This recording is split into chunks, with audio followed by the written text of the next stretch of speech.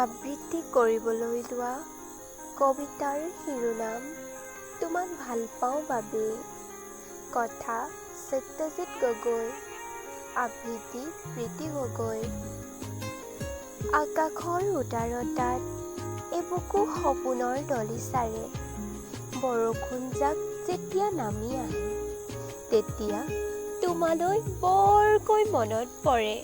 আজিও জানা, এনে এজাক বৰষুণতে এদিন আমাৰ হৃদয়ৰ প্ৰতিটো কোঠালিত লহপহকৈ বাঢ়ি আহিছিল এটিকলি দুটি পাত।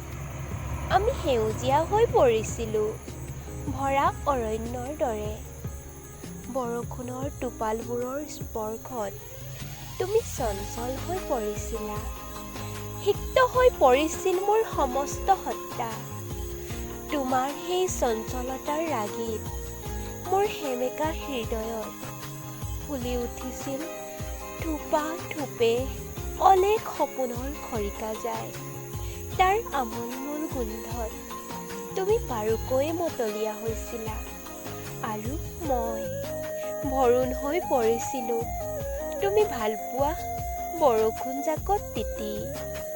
সময়ৰ কি যে পৰিহাস, তুমি ভালপোৱা বৰষুণজাকৰ মাজেৰে খৰিকাজাইৰ সুবাস লৈ এদিন গুচি গলা সেই উদাৰ আকাশৰ বুকুলৈ।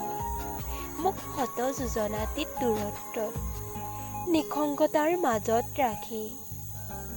কথাটো নাছিল মই নিসংগ হোৱাৰ। নিজান নদীৰ পাৰত এনেদৰে অকলে বহি বৰষুণজাকৰ গান শুনাৰ, তথাপিও ভৰা অৰণ্য এৰি আজি মই অকলশৰে স্মৃতিৰ দুৱাৰ টুকুৰিয়াই এই নিজান নদীৰ পাৰত।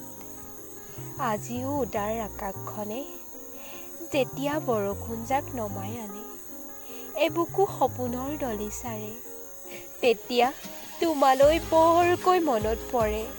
কাৰণ তোমাক ভাল পাওঁ বাবে মই হৈ পৰিলোঁ তুমি ভালপোৱা বৰষুণজাকৰ আজন্ম প্ৰেমিক।